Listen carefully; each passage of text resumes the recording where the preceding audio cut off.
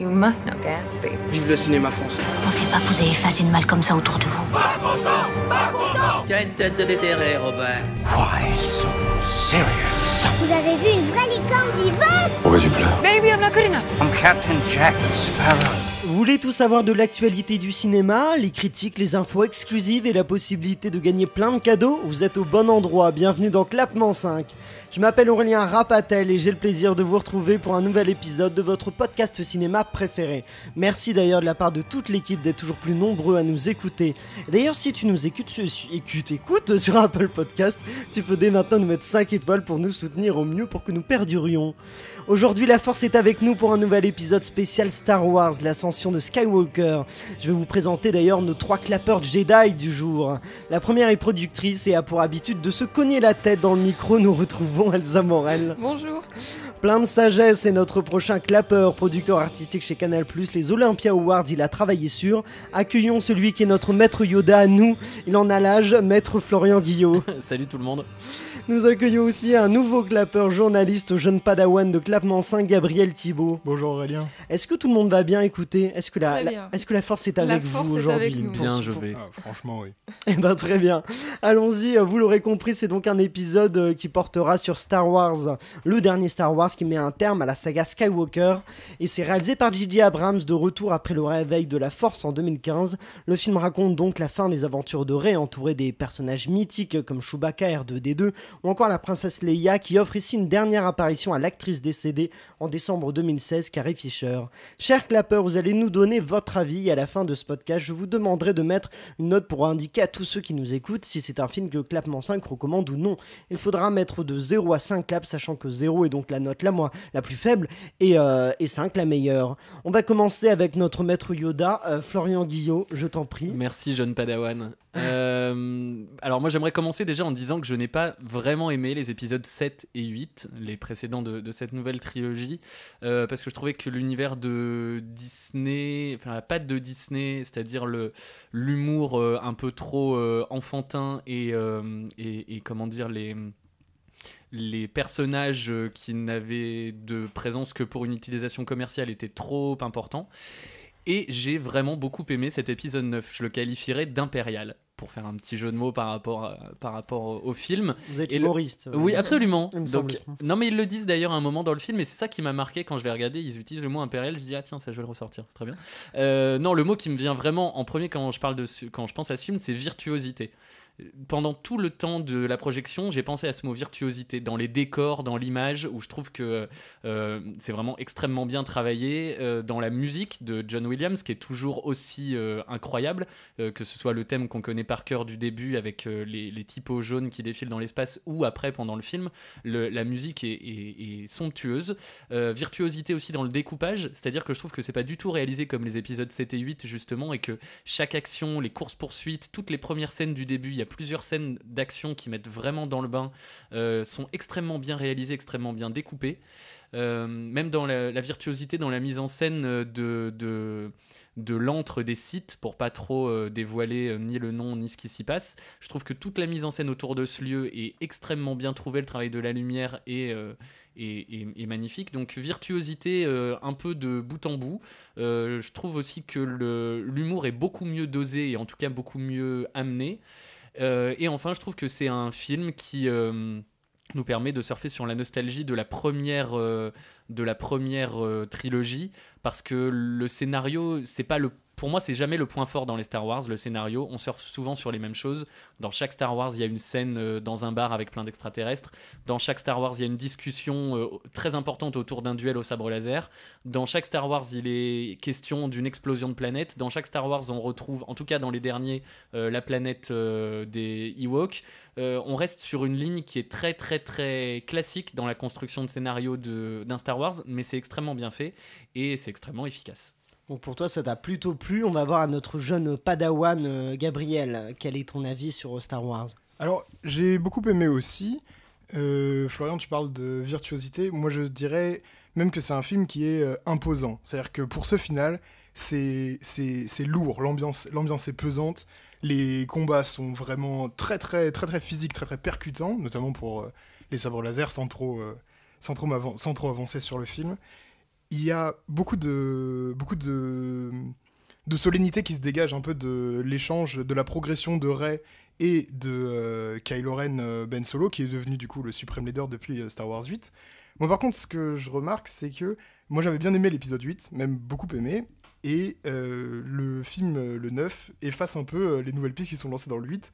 À beaucoup de moments, ils vont même être très méta en disant qu'ils se sont trompés à plusieurs moments. Je ne dirais pas qui lâche cette réplique, mais je suis quand même très content de ce film. Moi, je vais rebondir avant de te laisser la parole, Elsa, pour connaître ton avis, que je garde un peu de suspense là-dessus. Mais en tout cas, je trouve que c'est... Effectivement, je vous rejoins sur le fait que c'est un épisode 9 qui conclut très bien, je trouve.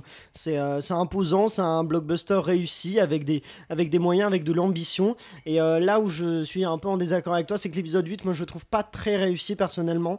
Notamment au niveau de l'histoire, où il y a toute une partie où, du coup, qui ne sert à rien, finalement. C'est le parti pris intéressant, c'est oser de faire toute une partie avec le personnage de Scar Isaac qui s'appelle Poe, c'est ça, qui donc tout ça dans le casino, franchement ça sert absolument à rien, et ça m'a un peu embêté parce que c'est marrant de faire une fausse piste, mais c'est très très long, et je trouve qu'en fait il a voulu il s'appelle comment, Ray Johnson, Ryan Johnson, c'est ça, il a voulu un peu inventer autre chose dans Star Wars, sauf que je trouve que du coup il n'est pas forcément très fidèle au film, et je trouve que l'épisode 9 revient du coup avec le retour de J.J. Abrams derrière la caméra. C'est le retour un peu de ce qu'on a vu. Moi j'ai revu l'épisode 7 avant du coup de voir le 9, et je trouve qu'on retrouve un peu plus cette force l'esprit Star Wars revient, donc avec un peu ce retour de J.J. Abrams derrière la caméra, et je trouve effectivement que en ce qui concerne la mise en scène, c'est quand même vraiment plaisant de voir un film comme Star Wars, parce que c'est mis en scène vraiment très bien, mais Ryan Johnson déjà avait une bonne mise en scène dans l'épisode précédent, mais là J.J. Abrams réussit ça, notamment effectivement la planète Exegol, voilà, qui est visuellement très très intéressante, et au-delà de ça je trouve que on voit pas trop les effets spéciaux, on y croit quand même alors que ça se passe dans l'espace, tandis qu'il y a des films comme Avengers Endgame pour ne pas le citer, ou Interstellar qui est très réaliste, mais Independence Day aussi. Avengers Endgame qui n'est pas du tout réaliste, alors que ça se passe sur Terre, ça, mais les aliens on n'y croit pas, ça fait vraiment, c'est une 3D qui est laide, tandis que celle de Star Wars est assez belle, quoi. Il y en a quelques-uns, il y a des créatures plus réussies que d'autres, mais je trouve qu'il s'ancre dans la traduction de ce qu'a fait George Lucas, avec quand même des choses assez réalistes, mais lui qui faisait parce qu'il avait pas de moyens, et voilà, moi je trouve que c'est un bon héritage, et que J.J. Abrams a réussi un film monumental et un bon divertissement. Surtout je trouve qu'il rattrape bien le coup après l'épisode 8, où effectivement il y a beaucoup de personnages tout d'un coup qui sont rentrés, et là on sent qu'il est arrivé dans l'épisode 9, il a dit ça tège, on va se recentrer sur les 3 premiers personnages principaux qui sont présentés dans l'épisode 7, qui sont Rey, Poe et Finn. Et du coup là, c'est super de pouvoir retrouver cette dynamique entre les 3 en fait, et de voir leur complicité, leur amitié, et vraiment moi j'attendais que ça, vraiment une recentration des dynamiques pour pouvoir vraiment avancer, éviter de s'éparpiller dans des histoires qui ne mènent à rien au final, comme il y a pu avoir dans l'épisode 8. Ensuite, moi, dès les premières images... Alors, il y a Gabriel juste qui va répondre à un point que tu veux. Oui, alors, on casse beaucoup de sucre sur l'épisode 8. Moi, je suis quand même... je vais le défendre. Moi, je trouve que c'est intéressant de mettre ces histoires qui, pour moi, ne servent pas à rien, parce que, pour la première fois, on voyait un parcours qui était un parcours même en échec. C'est-à-dire que, effectivement, la phase avec Finn et Rose sur Canto Bight ne mène effectivement pas à grand chose. On a l'impression qu'ils n'ont pas réussi à inspirer les gamins, puisqu'on les retrouvera pas dans Star Wars 9. Mais cependant, c'est pas un problème, je trouve, que de montrer que oui, quand on a une idée sur un coup de tête qui paraît héroïque, forcément ça peut ne pas marcher. Mais ça, c'est intéressant quand même. Ce que je dis, moi je trouve ça bien que ça ne fonctionne pas, mais je trouve qu'il passe beaucoup trop de temps dans les derniers Jedi, dans cette partie-là, qui dure, déjà c'est le film le plus long des Star Wars, les derniers Jedi, et il passe un temps incroyable là-dessus, et du coup, pour finalement que ça ne marche pas, on peut faire un échec, mais il faut que ce soit plus court, faut pas nous faire passer la moitié du film sur quelque chose qui ne sert à rien, Elsa. Et du coup, je voulais continuer avec la direction artistique qui est quand même incroyable, mais même après, c'est l'univers Star Wars, quoi. La force de cette saga, c'est de nous transporter vraiment dans visuellement les couleurs, les costumes, enfin, les habitations, etc. Moi, je trouve ça, c'est la force, et que j'ai retrouvé dans cet épisode 9 où vraiment j'ai été époustouflée. Je sais pas si vous l'avez vu en 3D. Oui, Oui. ça c'est une bonne Ouais. question. Ouais. On l'a Oui. tous vu en 3D. Bon, bah, c'est très bien, intéressant. parce que je trouve que la 3D, ça en met encore plus dans la vue, et du coup, moi, j'ai été époustouflée. Et je vais commencer à spoiler. Alors, juste, Florian n'a pas l'air convaincu par la 3D. ici. Non, moi j'ai pas été convaincu par la 3D, mais voilà, ouais j'ai pas tellement plus à dire là-dessus, si ce n'est que je l'ai pas hyper senti. Non. Moi, j'ai bien aimé la 3D, Gabriel. Toi, tu. Moi, j'ai vraiment pas beaucoup vu la différence, Ah, mais, d'accord. je veux bien croire que ça a un effet Bon, saisissant. bah, alors, Bon, comme bon, quoi, bon. faites-vous une idée, allez Je voir l'ai en 3D ou non. époustouflée. La scène, une de mes Donc scènes. là, tu spoil. Là, on annonce. Oui, mais C'est le début du spoil. c'est pas un gros spoil. Il y a une scène Vas-y. il y a une scène de combat de sabre laser dans l'eau. Enfin, Qui est dans la bande-annonce. Voilà, qui est dans la Oui. bande-annonce. Et je l'ai trouvé. Alors, je m'attendais peut-être un peu plus, mais quand même, je l'ai trouvé époustouflante. Et ce combat de sabre laser, ça m'a fait plaisir, quoi. Ça m'a remonté. J'étais là. Dans l'ambiance, on va dire. Et du coup, mais après, par rapport à l'épisode 8, il y a quand même quelques scènes dans l'épisode 8 qui étaient superbes au niveau de la direction artistique et des scènes de combat. Et là, je m'attendais à une scène un peu comme dans l'épisode 8. Par exemple, dans l'épisode 8, le moment du sable. Ouais, sur Crate. Ouais, voilà. Ça, c'est magnifique. Mais dans l'épisode 9, il m'a manqué peut-être une scène un peu où je me suis dit, waouh, genre vraiment époustouflé, où mon cœur s'arrête, quoi. Est-ce que, bon, on va peut-être commencer du coup à spoiler vraiment. Pour moi, dans les défauts qu'il y a dans Star Wars, et notamment dans cet épisode-là, mais qu'il y a souvent dans Star Wars, c'est que je trouve que c'est une histoire, un univers qui du coup est très original, qui est complètement fou, et qu'il respecte des schémas narratifs, mais qu'on a vu et revu, et que c'est là-dedans qu'il pourrait innover un peu, nous surprendre un peu plus. Et en fait, on voit le film, on se dit oui, bah, j'ai l'impression de l'avoir déjà vu. Et pour moi, c'est le gros défaut peut-être de ce film-là, notamment donc pour le spoil. À la fin, il y a une séquence de combat. Ils attendent peut-être les gentils attendent de l'aide extérieure et elle ne vient pas. Et Oscar Isaac dit ah bah mince, si elle vient pas, disons ça va être compliqué. Et là d'un coup tout le monde. Il le dit pas comme ça, mais. Ah mais je Oui, crois- c'est plus il me ça. Oh semble- là c'est là. mieux. Oh ben alors. Alors, mais c'est pas loin parce qu'il fait vraiment il y a le dialogue où il dit ah c'est compliqué, puis là tous les vaisseaux arrivent d'un coup, et je trouve que ça par exemple on est dans le poncif du on est vraiment au fond du trou, tac, on est aidé. Oui, Florian. Eh ben, non, mais je suis d'accord avec toi, c'est ce que je disais tout à l'heure, c'est que Star Wars suit toujours le même schéma d'histoire, toujours le lien de parenté qui est au milieu, qui est vraiment la base du scénario, toujours le duel au sabre laser où on te dit je suis ton père ou je suis ton grand-père ou il est ton grand-père ou il est ta grand-mère. C'est tout le temps, c'est marrant chez C'est Star sympa, Wars. le repas de famille. Hein, C'est chez ça, Star. chez les Skywalker, on s'annonce toujours des trucs très importants au milieu d'un duel au sabre laser. Ça suit toujours le même schéma. On sait très bien tout ce qui va arriver. On sait très bien qu'il y aura un happy end. Il n'y a aucune surprise à aucun moment. Et pourtant, ça reste très efficace. Et juste sur ce moment-là dont tu parlais, parce que je vais trouver une petite dimension sociétale quand même à ce blockbuster, où quand tout le monde arrive, les méchants disent mais qu'est-ce que c'est que cette flotte, et le mec répond à côté, l'espèce de général répond c'est pas une flotte, c'est des gens. Et cette réplique, je la trouve très cool et très intéressante par rapport à l'univers actuel d'il y a quelques années, les printemps arabes ou les rébellions ou les choses comme ça un petit peu partout, de se dire que les gens, le peuple, seront toujours plus forts que n'importe quelle armée, que n'importe quel ordre établi, que n'importe quelle dictature. Et je trouve ça cool que dans un Star Wars, on fasse passer ce genre de message avec juste une réplique. Mais qu'est-ce que c'est que cette flotte ? C'est pas une flotte, c'est des gens. Mais moi, ça m'a énormément fait penser à Dunkerque de Christopher Nolan, avec il y a exactement le même dialogue avec la même séquence où il y a tous les bateaux de civils qui arrivent et Kenneth Branagh qui dit, je sais pas, il y a quelqu'un qui a un de ses commandos, je sais pas, qui dit ah bah tiens mais c'est quoi tous ces bateaux ? Il dit ah bah voilà c'est nous, c'est non, il dit que c'est Home, justement, que c'est le pays qui vient à eux. Donc ça m'a vraiment, j'avoue qu'à ce moment-là j'ai switché là-dessus. Mais revenons à Star Wars. Elsa, est-ce que tu veux... Non, mais au-delà de ça, il y a un truc qui est hyper bien, je trouve, dans la saga, enfin cette troisième trilogie du coup, c'est le fait d'avoir un personnage féminin fort. En fait, je trouve qu'on souligne pas assez, parce qu'on voit Captain Marvel ou Wonder Woman, mais ce personnage féminin qui n'est ni une princesse, qui vient de... Je te laisse. Pardon. Florian, vas-y. Vas-y. Qui vient de... je sais plus ce que je voulais dire du coup. Bon alors Florian Vas-y. répond à... Non, pardon, je voulais pas te couper, je voulais Non. juste faire signe pour réagir Non, après. mais oui, t'as raison. Je suis mais c'est- carrément d'accord avec toi sur le fait qu'un personnage féminin c'est hyper important. Moi, si je le souligne pas, c'est juste que je trouve que c'est très bien. N'en parlons pas. Enfin, n'en parlons pas. C'est un personnage féminin. Ça devrait même pas être un sujet. Oui, c'est ça. Et à ce propos, moi, le seul, c'est pas un bémol, mais en fait, je sais pas si j'ai aimé ou j'ai pas aimé. À la fin, dans une scène de liesse, on voit très clairement deux femmes qui s'embrassent. oui, c'est vrai.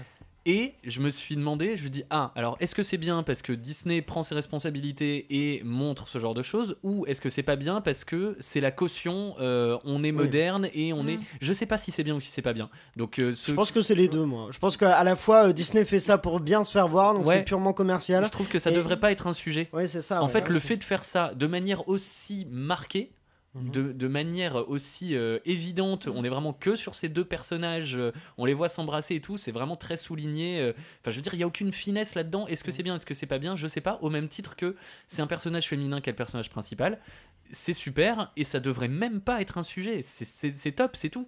Mais justement, pour le coup, juste pour rebondir là-dessus, je trouve que le personnage de Rey est plus. est justement mieux amené que tu disais Captain Marvel. Je trouve que c'est vraiment Marvel qui dit maintenant on fait des femmes parce qu'on l'a pas fait avant et qu'on les a. Donc je trouve que pour le coup, ce que tu disais, c'est vraiment purement gratuit pour bien se faire voir. C'est du. Tandis que Rey, je trouve que c'est c'est un vrai personnage. Elle est pas là pour parce que Star Wars, un peu, mais elle a une raison d'être là, plus que Captain Marvel qui est un peu. Oui. Puis elle est hyper bien caractérisée. Je veux dire, elle se forme au cours des saisons, des épisodes plutôt. Et du coup, elle se forme à ce moment-là. Gabriel, tu voulais répondre Oui, on est pour parler de justement cette scène avec ces deux femmes qui s'embrassent. Il faut se rappeler que Disney Star Wars, ils partent de loin. Quand on voyait toute la campagne sur Lando qui était pansexuel dans Han Solo, où ils l'ont crié sur tous les toits. Il y a certes une volonté, oui, je suis d'accord, peut-être de se faire bien voir, mais il faut aussi. Moi, quand j'ai vu cette scène, je trouvais que le plan était pas très long, que c'était des personnages auxquels on s'était pas beaucoup intéressé. Enfin, ça m'a plus donné l'impression de faire partie de l'alliage général que de vouloir moi je dirais justement, c'est des personnages qu'on n'a pas beaucoup vus et ils arrêtent la caméra là-dessus en mode attendez, regardez bien ces deux personnages de femmes qui s'embrassent parce que nous on accepte ça et puis repart sur autre chose. Oui, mais il faut savoir ce qu'on veut. Soit on veut pas que ça soit trop focalisé sur les personnes, soit on veut que ça fasse partie de la normalité. En le prêtant à des personnages, certes un peu secondaires, aussi on est censé s'éviter un peu la critique. Dans les premiers personnages, il n'y a aucun personnage qui est effectivement qui est homosexuel ou justement Oscar Isaac dit qu'il aurait bien aimé que son personnage donc Poe ait une relation avec Finn.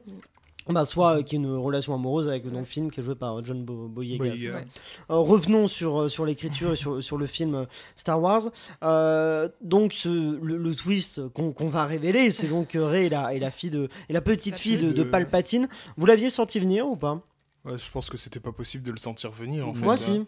Parce que il y a forcément un lien avec il y avait un lien avec la Force, mais moi j'étais parti sur la décision de Star Wars 8, la déclaration tes parents ne sont personne, et à ce moment-là on pouvait le croire puisque manifestement le rôle du Sith corrupteur a changé et que Kylo Ren devient une sorte de personnage qui dit tout le temps la vérité mais qui essaie de tourner Rey vers le côté obscur sans jamais vraiment lui mentir, à l'instar de Palpatine qui clairement manipule Anakin. Donc on pouvait prêter foi aux allégations de Kylo Ren, je trouve. Moi j'avais senti bien, non pas parce que parce qu'en fait le retour de Palpatine, je me suis dit mais du coup si elle est la fille ou la petite fille de quelqu'un, ça peut être qui? J'ai écarté donc Luke et Leia et je me suis dit en vrai qui a un truc avec la Force, il y a que Palpatine, on nous annonce son retour, est-ce qu'il y a un lien entre les deux? Puis du coup voilà, mais ça c'est quand même un twist efficace qui fonctionne. C'est juste que là-dessus je trouve c'est juste sur le point finalement de la promotion, le retour en force de Palpatine qui arrive au moment propice. Ça aurait été intéressant qu'il arrive un peu avant d'ailleurs, peut-être dans le réveil de la Force ou dans les derniers Jedi qu'ils introduisent un peu son arrivée, alors que là d'un coup on apprend que Palpatine, on entend sa voix dans l'univers qui arrive un peu de nulle part, non? Oui, ça tombe comme un cheveu sur la soupe. Florian? Ah oui, non mais carrément, ça tombe un peu comme un cheveu sur la soupe, exactement.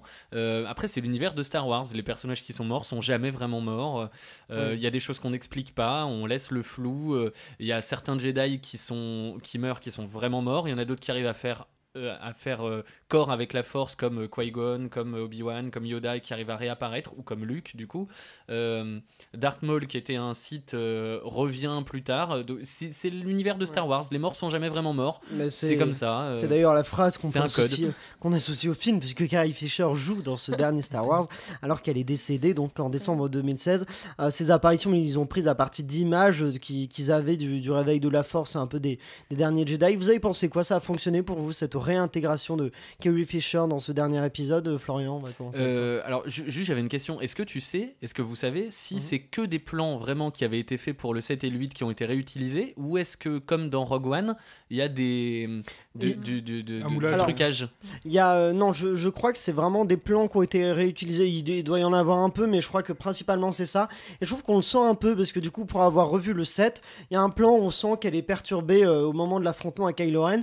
Et je trouve que c'est la même réaction qu'elle fait quand le personnage d'Harrison Ford, donc Han Solo, meurt dans le réveil de la Force. Donc tu sens que c'est une autre prise, qu'ils ont détouré le personnage et qu'ils l'ont mis dans un autre décor, et puis qu'elle fait cette réaction-là. Mais je crois que non, à part du coup peut-être la séquence de combat, on découvre Leia en Jedi, à part ça, je crois que non, j'ai l'impression que c'est... D'accord, alors ça, quand c'est fait dans ce but-là de rajeunir les personnages pour faire un flashback, etc., ça me pose pas de problème. Ça me pose un problème, donc je sais pas si ça a été fait, je sais que ça a été fait dans Rogue One. Je crois qu'ils voulaient pas le faire, justement. Non, ils ont dit qu'ils voulaient respecter sa mémoire et ne pas recréer une fausse Carrie Fisher. Voilà, parce que dans Rogue One, par exemple, l'acteur qui jouait le grand Moff Tarkin a été entièrement recréé, et ça me pose, je fais juste une parenthèse là-dessus, ça me pose un problème parce que on sait pas si l'acteur aurait accepté de rejouer ce rôle ou pas. On sait pas s'il a, enfin, quand un acteur joue un rôle, il est rémunéré, en fait, on lui file un cachet. Là, ce n'est pas le cas. Et donc, sa famille, il y a eu un accord avec. Il y a eu un accord financier avec sa famille. Alors je crois suis pas sûr. Ah bon, je crois pas qu'il ait reçu de cachet. La famille que tu penses que George Lucas, que Lucasfilm n'a pas du tout demandé l'accord de la famille, ou qu'ils n'ont pas été. Je ne sais pas. En tout cas, ça me pose un problème éthique, et si c'est le cas, de toute façon, on n'est pas assez informé. Oui, c'est sûr. Dans tous les cas. Juste pour répondre à ta question, et ben du coup, ça marche très bien. Ça marche très bien. À aucun moment je me suis posé la question, si ce n'est cette interrogation de me dire, est-ce qu'ils ont recréé son visage sans son accord, sans la rémunérer, est-ce qu'elle aurait été d'accord, etc. Sinon, il y a sa petite fille dans le film. Il y a sa fille qui s'appelle Billy Lord, qui joue, qu'on voyait plus dans l'épisode 8 d'ailleurs, qui est dans le film même. Mais sinon, dans l'histoire, pour moi, ça marche très bien. Elsa. Non, mais j'ai trouvé que sa mort était bien amenée du coup, et qu'elle arrivait à un moment important du film. C'est ce qui permettait la révélation un peu à Kylo Ren, et du coup le coup de sa mort, on sent qu'elle n'était pas vraiment là pour filmer ça, hein. Parce que il y a un bon elle est à contre-jour, donc vraiment on voit sa silhouette, on se dit ça sent pas trop Carrie Fisher, hein. Gabriel, toi, qu'en as-tu pensé? Oui, moi j'ai trouvé que c'était vraiment bluffant. Enfin, j'ai pas du tout vu de problème de ce côté-là. C'est plus dans la scène où on découvre qu'elle a été formée par Luke, où là je trouve que la reproduction de son visage en Jedi était vraiment un peu approximative, pour le coup. Mais je trouve que Luke était mieux réussi. Alors, avant de vous demander vos notes pour les claps, je vais vous demander quel personnage de Star Wars pensez-vous être? Elsa, on va commencer avec toi. Penser être... Alors, je sais pas si je suis ou comme tu elle, aimerais, mais j'aimerais bien être Rey. Écoute, ouais, elle a la d'accord. force. C'est cool. Florian. Oh là là, c'est horrible. Qui j'aimerais être? Moi, j'ai adoré la prélogie. Alors, je sais qu'il y a plein de gens qui l'ont pas aimé, mais je trouve que c'était vraiment très bien fait. Que le scénario, pour le coup, change beaucoup des 6 autres Star Wars, la trilogie originale et la nouvelle. L'Ordre 66, tout ça, c'est des choses scénaristiquement qui sont assez bien travaillées, assez bien mises en place. Donc, c'est vraiment ma et du coup, ma pour le personnage préférée. Oui, non, mais juste pour expliquer, moi, ça va être un personnage de la prélogie. Je pense que c'est Mace Windu de Samuel L. Jackson. Oui, d'accord. Oui, c'est Mace Windu, les gars. J'avais pas le nom, mais oui. Ah oui, et parce que déjà il est avec Yoda et qu'on a à peu près le même âge, puisque tu l'as dit tout à l'heure. Évidemment, vous êtes enfoiré. Vieux. Et que Samuel L. Jackson a accepté en demandant expressément à avoir une couleur de sabre laser unique, puisqu'il a un sabre laser violet. Et rien que pour ça, je trouve que c'est trop cool, quoi. Et en plus, ils ont été obligés de rajouter du lore dans Star Wars pour expliquer pourquoi son sabre était violet, pour que ça s'intègre. Ah oui? Oui, parce qu'il devait avoir un art martial très spécial juste à lui, et puis c'est pour ça qu'on a essayé de justifier par après pourquoi est-ce que son sabre était violet. Quel personnage penses-tu être, Gabriel? Moi aussi, j'adore la prélogie, et d'ailleurs, je pense que Star Wars 3 est mon favori, et le personnage que je voudrais être, c'est Obi-Wan. Précisément, je trouve que c'est un personnage qui est extrêmement touchant, je trouve que sa confiance dans la Force est particulièrement émouvante, parce que il a perdu son meilleur ami et son apprenti presque d'un même coup, et pourtant il perd jamais la foi, il continue d'y croire et il mènera son combat toute sa vie. Je trouve que c'est un personnage fascinant. Dernière chose, en fait, avant de vous demander vos notes, quel classement vous faites dans cette dernière trilogie? Alors, je mettrai le 9 en premier, ouais. le 7 en 2 et le 8 en 3. Florian. De très très loin le 9 en premier parce que je trouve qu'il efface les deux autres. On aurait pu avoir que ce film-là que presque, ça suffirait, presque. C'est ce que vous avez dit tout à l'heure, les pistes explorées dans le 8 ne servent à rien. Pour moi, excuse-moi Gabriel, mais c'est vraiment pas un bon film, le 7 non plus. Voilà, donc le 9, puis le 7, puis le 8. Et pour comme toi Gabriel comme toi, Elsa. Ouais, moi, je me ferais l'avocat du diable, 8, puis 9, puis 7. Oula. Ah oui, dis donc.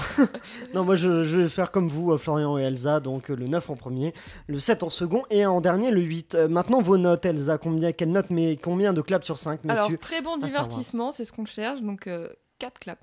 4 claps sur 5, Florian. De l'humour, de la virtuosité, je mettrais 4 claps. J'ai l'impression d'être dans Danse avec les stars. Eh bah oui. Gabriel. Et ça oui, très, très divertissant, très, très émouvant, mais je trouve que c'est un peu dommage de ressortir Palpatine, donc moi je prendrais que 3 claps. 3, moi je vais mettre 4 aussi, donc ça fait une moyenne de 3,75. C'est compliqué. Donc sur 5 claps, ce qui fait plutôt 4. Donc on vous conseille quand même d'aller voir ce divertissement familial, efficace et que vous apprécierez sûrement en 3D ou pas. D'ailleurs, dites-nous en commentaire, n'hésitez pas à nous dire si vous irez le voir en 3D et si vous l'avez vu, combien de claps vous mettez à Star Wars. Et en VO. Et en VO, oui, c'est important. C'est la fin de cet épisode. Merci à vous tous de l'avoir suivi. Merci à tous nos clappeurs. Merci aussi à Ciné7, à nos partenaires au CD Univers Ciné. N'oubliez pas de liker le podcast et de le partager au maximum. Et si vous nous écoutez sur Apple Podcast, vous pouvez toujours nous mettre 5 étoiles pour nous soutenir au mieux. En cette période de fin d'année d'ailleurs, donc petite annonce spécialement, on continue Clapement 5 reste exceptionnellement avec vous, mais à un rythme un peu différent, des épisodes tous les lundis et vendredis jusqu'au 10 janvier, où après vous nous retrouverez donc traditionnellement avec des épisodes tous les lundis, mercredis et vendredis. On se retrouve donc vendredi avec l'interview d'une comédienne que vous avez pu voir sur YouTube, notamment dans la chaîne du Latte Show. C'est une passionnée de vintage, je vous laisse juste avec ces indices-là et je vous laisse donc deviner de qui il s'agit. Rendez-vous vendredi sur Clapement 5 pour découvrir notre invité et d'ici là, il vous au cinéma.